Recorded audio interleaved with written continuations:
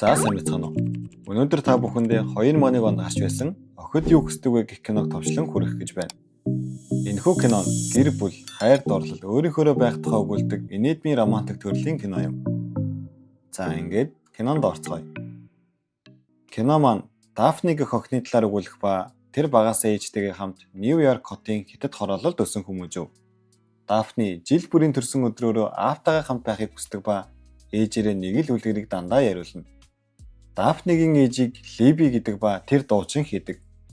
Залуудаа Мороккогийн цөлд аялж яваад аавтай танилцжээ. Дафнигийн аавыг Хенри гэдэг байв. Тэд болзон өдөр ирэх тусам дотносч сүүлдээ бүр Мороккогийн цөлд хормойч хийгээд амжив.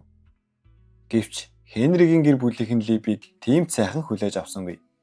Удалгүй Хенригийн аав нь нас барж Хенрид бүх эрх мэдэл ирэхэд хинч Либиг түүний эхнэр гэж хүлээн зөвшөөрөхгүй байсан болохоор Либи Хенриг орхин явжээ. Харин Хенригийн тослох нь Либиг өөр хүнтэй уулзраад Хенриг орхин явсан гэж хэлээд хамаг амьдралыг нь самраа тайчгана. За ийм л түүхийг өдөр бүр охиндоо ярьж өгдөг байхандаа манайхан Дафни нэгэн хурман дээр зөөгч хийж ээж нь дуудуулна. Тэр хурман дээр аав охин хоёр бүжиглэх хэсэг болоход хөрхий Дафни аавтайгаа байсан бол гэж их л гонгиглана.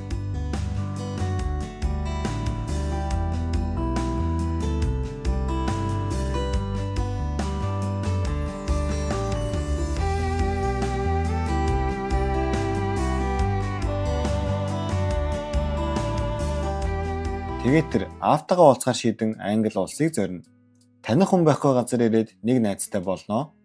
Тэр залуу нь буудлын ресепшн хийдэг Ян гэгч залуу. Дафны зурагтаар аав нь сүт бүсгүйтэйгээ хамт хурмаа хийх гэж байгаа. Дагуур охин хэлээр исэн түүний бүх эрх мэдлийг аавна гэж зурагтаар гарч байв. За ингээд эндээс л өмсгөлжингийн түүх эхлэндээ. Яг үнэндээ Хенригийн хорон санаат туслах нь өөрийнхөө охиныг шахчихсан юм байна штэ. Дафни аавтайгаа уулзах уу яах уу гэж эргэлзэн байж уулзахаар шийдээд аавынхаа гэрийн гадаа иртэл харуул нь юу гэж оруулах вэ? Тэр гэрнэ гэж тансаг ордон цаашаа. Тэгээд Дафни хашаа даван нууцаар орно. Аав нь түүнийг папарацци байна гэж бодоод та нар бүр хашаа даваад орж ирж байна уу гэд уурлахад Дафни би таны охин чинь байна гэд хэлэх үггүй болгоно. Нөгөө шуламшиг сүт бүсгүн Дафниг эвтэйхэн зайлуулчих санаатай. Энэ охинд буудал захиалж өгнө гэж байхгүй шүү гэтэл хэлсэн үгэндээ ороогдож Хенригийн ээж нь гарч ирээд тийм ээ тэгэлгүй яах вэ? Тэр бидэнтэй цуг байна гэд амийг нь тагалцгав. Дафни өрөөнд ортол өрөө нь охид болгоныг хүсдэг өрөө байх нь тэр.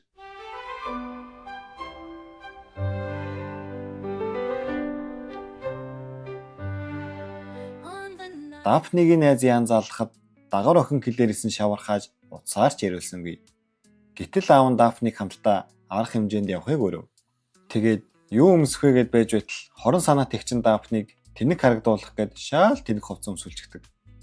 Арга хэмжээндээр цохисгүй хувцас өмсөд тайзан дээр гарсан ч өөртөө ихтгэлтэйгээр алхаж гарна. Хүн болгон хүмүүжлгүй Америк охин гэж харсан ч өөрийгөө хөөрхөн аргалаад гарчхав. Хойд игч Клэрис нь Армстед гэдэг залуу руу хандарна. Тэгсэн чинь нөгөө Армстед нь Дафнид дурлцгана. Энд нэг л хайрын гурвалжин болоод явчихлаа да. Дафни хатан хааны нохоог эрхлүүлээд бас хүмүүсийн хайрыг татаад амжина. Аав охин хоёр оройн хамт юм идэнэ. Тэгсэн чинь идэх дуртай зүйлс нь хүртэл адилхан хоёулаа шоколадтай амтан дуртай байдаг. Хойд игч нь орж ирснээ миний Армстедээс хол байгаарай. Чи ер нь гэртээ хайр энтергээд манай Дафныг хөөж гарав. Юугээл тэрийг нь тоохов дээ. Ахаад л нэг үдшилэг болоход хойд ихэн Дафнид ахаад л хөгийн өмсүүлчихнэ. Манай Дафны хайч аваад л хөрхөөн загварчлаад өмсчихлгүй яахав дээ. Энэ үдшилэг Дафнигийн найз Ян гэж дуулж байх бөгөөд үдшилэг бүр өтгөртэй болоод байхаар нь Янаар цоглог дуу дуулуулж хөгжмөө чангалан энэ үдшилгийг хөгжөөж гарна. Бүх хүмүүс бүжиглэн зэнгэж байхад хөгжим нь маш чангаар дуурч бүр маш үнэтэй гэрлийн авжуур нь унаа тагарчхав. Дахиад л энэ бүхний буруут нь манай Дафни болчихно. Маргааш өглөө нь аав охин хоёр өглөөний цайн дээрээ аав охин бичгээд хэлчихье гэсэн шиг хийж байгаа үйлдэл нь яг адилхан. Хойд ээж нь ч харж ууранд хүрээстэй.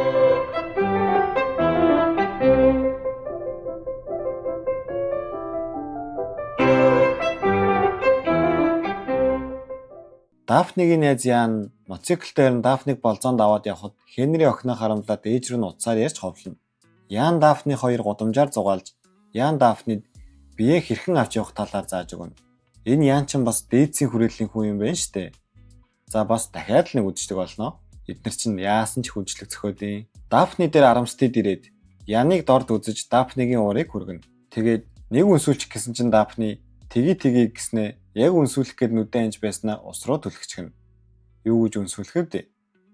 За тэгээд тэрүүгээр нөгөө минь самуу Дафниг Америк хүмүүжилгүй охин гэж шуугаж гарна. Гэтэл Хенри охиноо аваад Яны мотоциклыг унан зугтаана.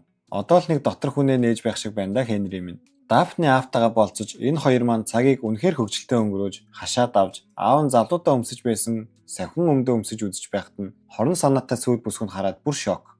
Манай Хенригийн улс төрийн карьер нь Дафнигаас болж нэлээд доошлно. Тэгээд Хенри охин дээрээ ирээд чи манай удмын нэг гишүүн.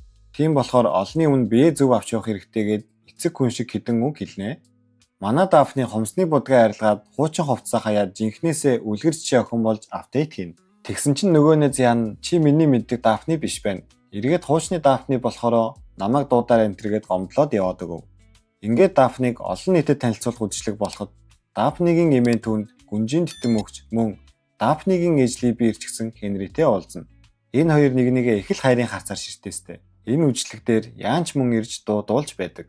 Хорон санаа туслах нь охиндоо Либиг нэг удаа явуулж чадсан, дахиад ч явуулж чадна гэд ярьж байхыг нь Дафни сонсоод энэ бүх цаг хугацаанд аавынх нь буруу биш байж ээжийг нь явахад хүргэсэн хүн аавынх нь туслах гэдгийг мэдээд дууралтал хойд ээж нь Дафныг нэг өрөөнд оруулаад төгччихнэ.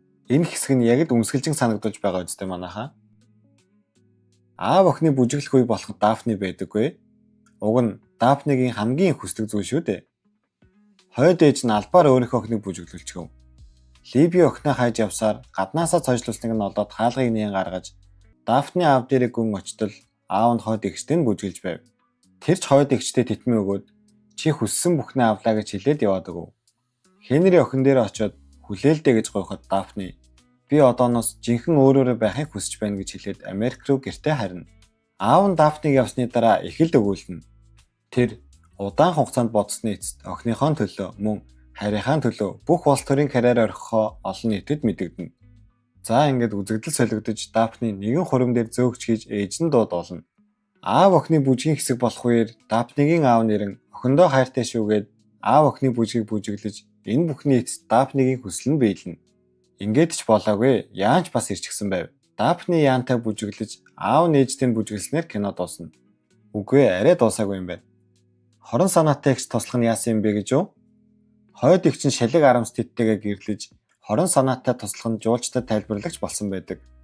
Харин Дафни маань Оксфордын их сургуульд орж аав ээж хоёр нь дахин хурмаа хийснээр кино маань жинхнээсээ дуусдаг. Юмс заримдаа гоё биш. Тэрнээс гоё байж болдог юм шүү.